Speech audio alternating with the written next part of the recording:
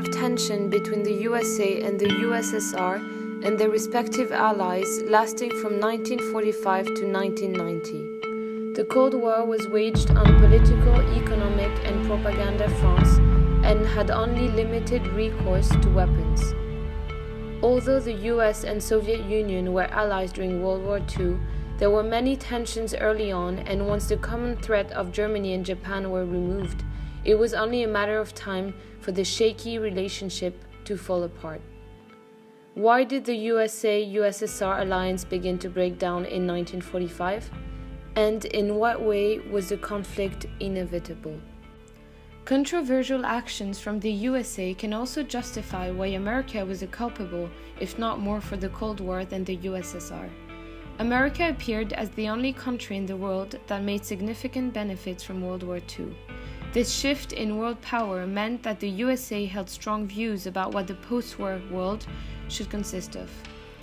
Moreover, the victory over Germany and Japan created a sense of confidence, which led to the proposal of a new world order consisting of open markets, self-determination, democracy, and collective security.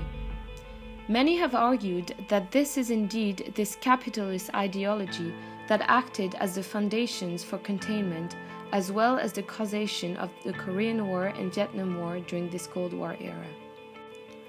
On the 4th of February 1945, the big three Allied leaders, the United States President Franklin Roosevelt, Soviet leader Joseph Stalin, and British Prime Minister Winston Churchill, met at the Yalta Conference to make arrangements for the post-war world order.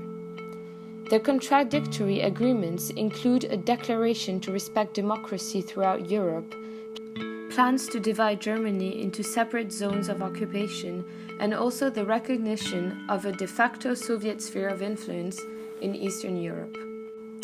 However, Roosevelt did not define what was meant by a sphere of influence.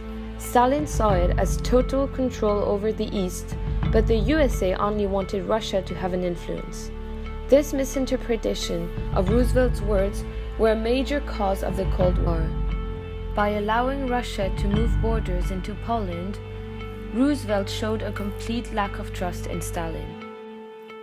Truman was responsible for the Cold War as he inspired the idea of anti-communism in the USA as well as Western Europe, which was a direct attack to Stalin and the USSR's ideology. By April 1945, Roosevelt had been elected President of the United States 4 times and had served for over 12 years. He had seen the United States through some of its darkest days, from the depths of the Great Depression through the toughest times of World War II. As president, Roosevelt succeeded in keeping the Grand Alliance between the United States, the Soviet Union, and Great Britain intact long enough to defeat Germany.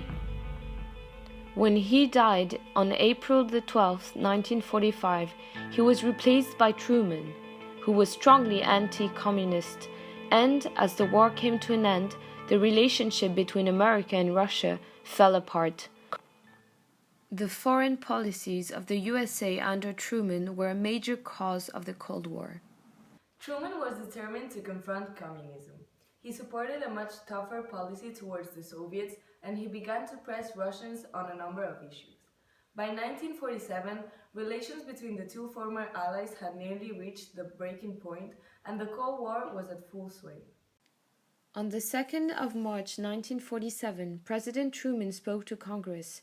Truman's speech was an event of immense importance in the Cold War, and it set out many of the principles by which the USA was to fight the Cold War for the next 30 years. Yeah, so I think it's interesting to note that Truman's speech in 1947 did not mention the idea of even the word containment. And in fact, on the 15th of May 1947, while Truman was signing the legislation into law, he made comments which suggest that he was wanting to go beyond just containment, which enters his responsibility in the start of the Cold War.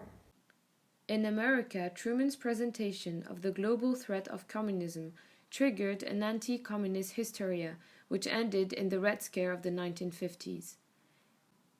In Russia, The rhetoric of Truman's speech convinced the Soviets that America was indeed a threat to Soviet communism, which inflamed the Cold War. In reaction, the Soviets accused the US of being the ones wanting to gain control over other nations, not them. This can be read in the Soviet newspaper Izvestia.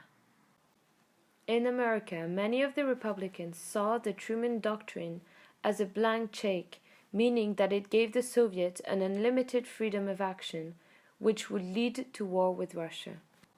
Truman's doctrine clearly marked the ideological division between the two nations and sparked the Soviets' desire to defend their ideology.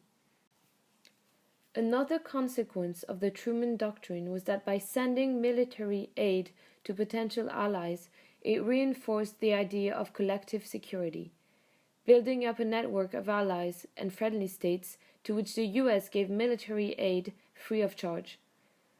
Ultimately, it was to lead to NATO, an organization which the USSR saw as unfair and as a clear military threat.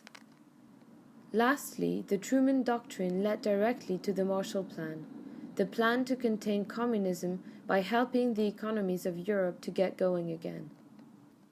Indeed, after World War II in 1947, Western Europe was in an economic downfall. These European countries were deteriorating, and the spread of communism was on the rise. On June 5, 1947, in a speech made at Harvard University, Secretary of State George Marshall proposes the Marshall Plan, also known as the European Recovery Program. It consisted of a 13 billion foreign aid package designed to help Europe recover from the devastation of World War II. During Marshall's speech, a specific portion of it stands out. At this point, the Soviet Union's frustration with the United States grows. The Soviets accused the US of using aid as political pressure, as well as wanting control over European economy and making these countries dependent on American monopolies. The Soviets withdrew from participation in the Marshall Plan, in part because they viewed American motives in rebuilding Western Europe, especially Germany, with suspicion. The plan threatened Soviet control of the Eastern Bloc as much as it renewed fears of German recovery and rearmament. The Marshall Plan was an attempt from the US to impose its will on other independent states, while at the same time using the economic resources distributed as relief to individual needy nations as an instrument of political pressure, and relief supplies to other countries should at no time be used as a political weapon. So America gave this money to rebuild Europe in order to prevent people wanting communism as an alternative. In reaction, the Comecon was formed because the Soviets recognized the popularity of the Marshall Plan and created the Comecon to prevent their own satellite nations from defecting to the West. Right after, the General Agreement on Tariffs and Trade was developed as 23 Western nations, including the US, agreed on free trade. It created new markets for American goods and investments abroad. All these events clearly show that the Marshall Aid was what started the fight on an economic front. After the United States, Britain, and France introduced the Dutch mark to serve as a single currency for the 3 zones of occupation in Western Germany, the Soviets imposed the Berlin blockade, cutting off rail and road access to the capital city, which is located in the middle of the Soviet zone of Eastern Germany. In the years immediately after the Second World War, the United States had a monopoly in specific knowledge and raw materials such as uranium for nuclear weaponry. He did what we all must learn to do. You and you and you and you. Duck and cover. American leaders hoped that their exclusive ownership of nuclear weapons would be enough to draw concessions from the Soviet Union, but this proved ineffective. From July the 1st to July the 25th, 1946, the United States conducted its first post-war nuclear tests. The purpose of this operation was to test the effectiveness of nuclear explosions on ships, but it was also shown to the Soviets as a demonstration of the weapon's power. The USA were therefore the ones starting the nuclear arms race, which forced governments to spend massive amounts of money to increase the quality and quantity of their nuclear arsenals. On August the 6th, 1945, on Truman's orders, the American bomber Enola Gay drops an atomic bomb on the Japanese city of Hiroshima. 3 days later, a second atomic bomb is dropped by the American plane Boxster on the Japanese city of Nagasaki. The instant devastation unleashed on the two Japanese cities shocks the world. The nuclear age had clearly started. On August the 29th, 1949, the Soviet Union detonates its first atomic bomb, causing shock and fear in the United States. James Byrne, the Secretary of State, was responsible of the atomic diplomacy. He proposed the notion that the US policymakers could offer delicate information about the atomic bomb in return for the reorganization of Soviet-controlled governments in Romania and Bulgaria. Although the atomic diplomacy was ultimately unsuccessful, it was these actions from the US that proved to antagonize Stalin greatly, who was not going to be easily intimidated. Joseph Stalin was a very ambitious man and hoped to expand his Soviet empire throughout the world after the defeat of the Third Reich and the Empire of Japan. After the horrors of World War II, Stalin had four main goals. He wanted to ensure the security of the Soviet Union, to expand communism beyond the borders of the Soviet Union, to secure positions in world affairs, and create a Soviet empire. As he set out to secure each of these goals in the wake of World War II, he laid the foundations for the Cold War.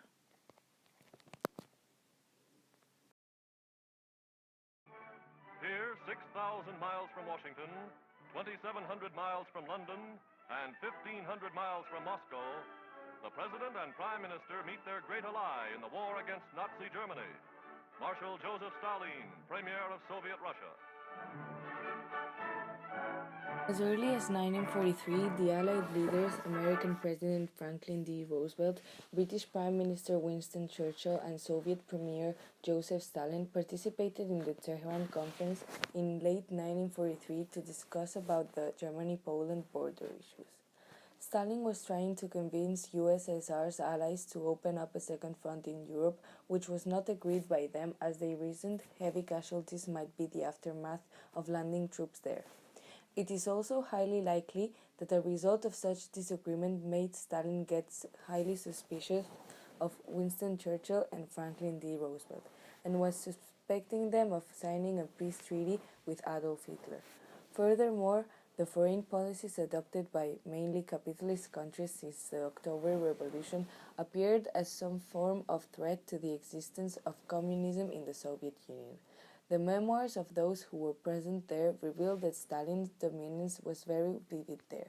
He reminded Roosevelt and Churchill of a past assurance of landing troops in Western Europe in 1942, which was later postponed to the spring of 1943 by them. After prolonged negotiations, it was agreed that an Allied invasion would materialize the spring of 1944. The Berlin blockade in 1948 was an attempt by the Soviet Union to limit the access of France, Britain, and the USA to their occupation zones of Berlin. What the Eastern powers did in order to get supplies into their sectors was to put in place an airlift that lasted a year and delivered all the necessary supplies to the Berlin population. Coming just 3 years after the end of World War II, the blockade was the first major clash of the Cold War and foreshadowed future conflict over the city of Berlin. After the Tehran Conference, the three mighty leaders met again at the Yalta Conference in 1945, where, unlike the Tehran Conference, the three leaders had different reasons for which they wanted this meeting to happen. For Stalin, post-war economic assistance for Russia and USA and British recognition of a Soviet sphere of influence were the main goals. Churchill had the protection of the British Empire foremost in his mind, but he also wanted to clarify the post-war status of Germany. Roosevelt's goals included consensus on the establishment of the United Nations and gaining Soviet agreement to enter the war against Japan once Hitler had been defeated. None of them left the conference completely satisfied. The financial aid for Russia hadn't been clearly determined, and there were many issues regarding Germany which were left for further discussion. As for the United Nations, Stalin wanted all 16 Soviet republics represented in the General Assembly, but settled for three: the Soviet Union as a whole, Belarusia, and the Ukraine. However, the Soviets did agree to join the war against Japan 19 days after Hitler's Germany was defeated. I was a soldier at the Yalta Conference. Me and my squad had been chosen to represent the British Army in front of the Big Three. I remember we were all quite intrigued and actually curious to finally meet Joseph Stalin. The media depicted him as a bloodthirsty monster, and everybody was pretty scared of his arrival. But when the music came on and everybody got into position, all eyes were turned on him, and when he arrived, he was just a normal human like me and you. And this really impressed us. He's just a normal guy. Soviet troops were already in control of Poland. A communist provisional government had already been established, and Stalin wanted Russia's interests in that nation to be recognized. The United States and Great Britain believed that the London-based non-communist Polish government in exile was most representative of the Polish people. The final agreement merely declared a more broadly based government should be established in Poland. Free elections to determine Poland's future were called for sometime in the future. Many US officials were disgusted with the agreement, which they believed condemned Poland to a communist future. Roosevelt, however, felt that he could do no more at the moment, since the Soviet army was occupying Poland. As the Cold War became a reality in the years following the Yalta Conference, many criticized Roosevelt for what he had agreed on the meeting, accusing him of selling out at the meeting, as it was thought that he had naively let Stalin have his way towards Soviet expansion. Stalin, with his general Ivan Serov, staged the trial of 16 leaders of Poland. Initially, they were invited with a warrant of safety, only to be arrested later. They were accused of working collaboratively with Nazi Germany and harming the Red Army. They were inhumanely tortured and interrogated, which left only two survivors later. All of the victims of the trial were leaders of the Polish secret state, which supported the government in exile. And as a result of their deaths, their state was dispossessed of its leaders, subsequently weakening the state to August 2nd of 1945, the last of wartime conference of the three giants, with a change of Harry Truman replacing the deceased Roosevelt, Clement Attlee, which defeated Churchill in the post-war election and replaced Churchill at later parts of the conference. Initially, it was planned that the conference confirmed Stalin's participation in the Pacific War, which was still waging, with USA and Britain fighting Japan. Unlike before, the two allies of Soviet Union did not want the involvement of Stalin in the Pacific War, as it meant an increase in its influence over countries in the Far East. Prior to the conference, USA had already tested a new breed of deadly weapon, the atomic bomb, a bomb whose destruction was yet to be witnessed by the world.